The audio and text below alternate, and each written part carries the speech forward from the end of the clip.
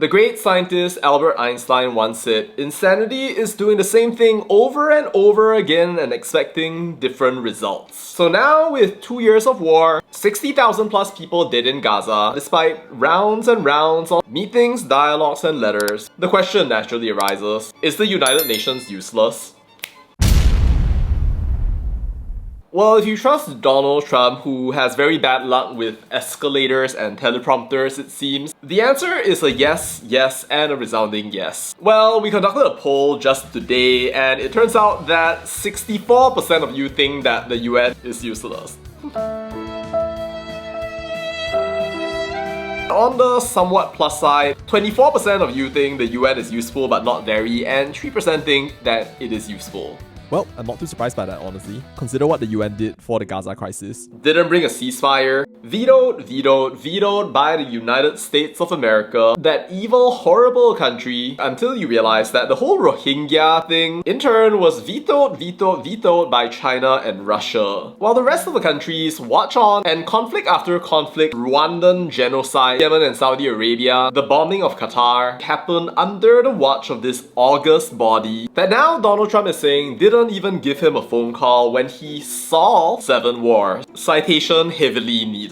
Either way though, doesn't look good for all of those kids trying to do model UN, but I guess it doesn't matter because they were all trying to get into college anyway. Whoa. But in all seriousness though, I think a lot of people agree that the UN could do a lot more. Pak Prabowo definitely thinks so, seeing how passionate he is about how Indonesia managed to find its footing with the UN, will commit 20,000 people to Gaza, which sounds nice and everything until you realize that at the end of the day, a lot of things that happen in the UN can be completely cancelled if just one country goes and vetoes the entire thing. Which then raises the elephant in the room, I guess. Why not get rid of the veto powers? Let the future of the world be decided by the world, not just by 5 countries. This is democracy. Well, it's not really that simple though, and most people would know if they kind of look back to history where the UN's big brother, the League of Nations, was formed. After it failed to stop the Japanese invasion, fascist Italy, and Nazi Germany, it became clear that if there wasn't anybody going out there and actually forcing people to do the things that they were supposed to do, it wasn't actually going to accomplish anything. But also, if you were one of what we call the great powers, you had no reason to enter into it, because then you'd just be like serving all of these random countries out there, be bound to their will. All these people basically just forcing you to do everything while you're still trying to get your own country's shit together. So the veto power actually emerged as a compromise, right? The people who crafted the UN realized that, hey, at the end of the day, it's better for us to keep the great powers inside, and this is the compromise that we have to make, such that if any one of them rejects something, no matter what, none of the countries are going to leave. That's how it was, and that's how it's going to be, unless at some point there is some alternative to the UN, which there isn't at the moment. So does that mean that we are doomed? Great power impunity means that no matter what we choose or what we decide as a so-called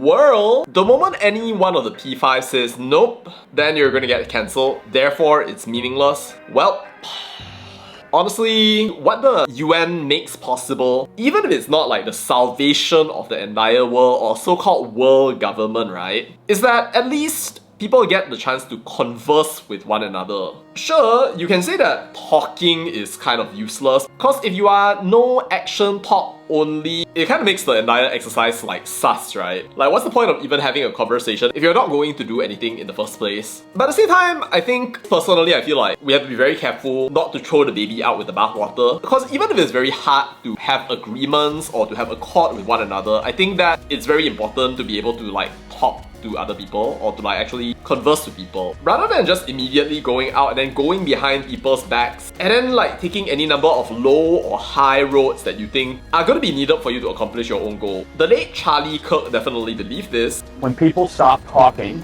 really bad stuff starts. When marriages stop talking, divorce happens. When civilizations stop talking, civil war ensues. When you stop having a human connection with someone you disagree with, it becomes a lot easier to want to commit violence against that group.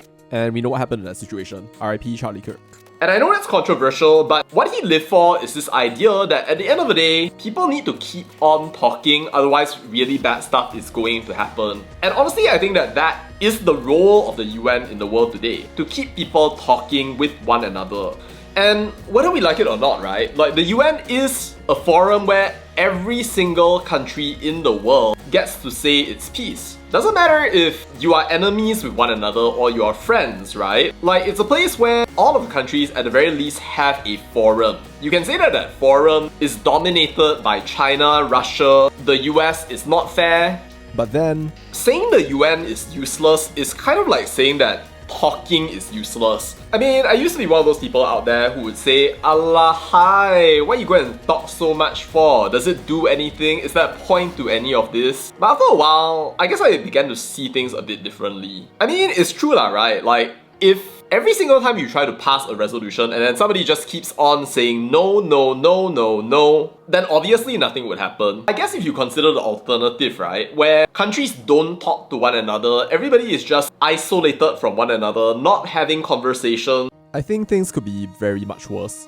But yeah, that's just my take on things. I think the UN has a role, and I'm gonna have to agree with Donald Trump here that I think that it can become much more than what it actually is right now. Beyond just the escalator, beyond the teleprompter, regardless of whether it leads to some sort of utopia type situation or solution or anything, I feel that we need to really, as a single world, learn to keep that conversation going. I mean, like, I guess the entire world could be destroyed, and you might reach World War III before things happen as beautifully as you hope that they will. But a little part of me, maybe like the hopeful part, just feels that conversation and continued dialogue through the changing circumstances of this world, right, is something that we absolutely need, and that we can't just abandon because we feel that we can't get along or we give up on actually talking to people. Because whether we like it or not, however rich, important, and powerful we are, we could live in war or in peace, I can imagine. Through the whole list of competing interests in the international order, this country competes, that country competes, half cooperate, half don't cooperate, and it could end up in a huge mess. But at the end of the day, I think that we all just have this obligation while we are living on this world, right, to live somehow with one another. We do learn from one another through conversation. We get feedback on what we're doing. We can give feedback to other people as well. And I think that at the very least, right, the UN kind of facilitates that, and even if it seems useless right now, I still think that it's important to the world precisely because it keeps that conversation flowing. But what do you think, Sapoops? Do you think that the UN is useless? Or do you think it plays an important role in our world today? Let me know your thoughts down in the comments. That's all to say about that, and bye.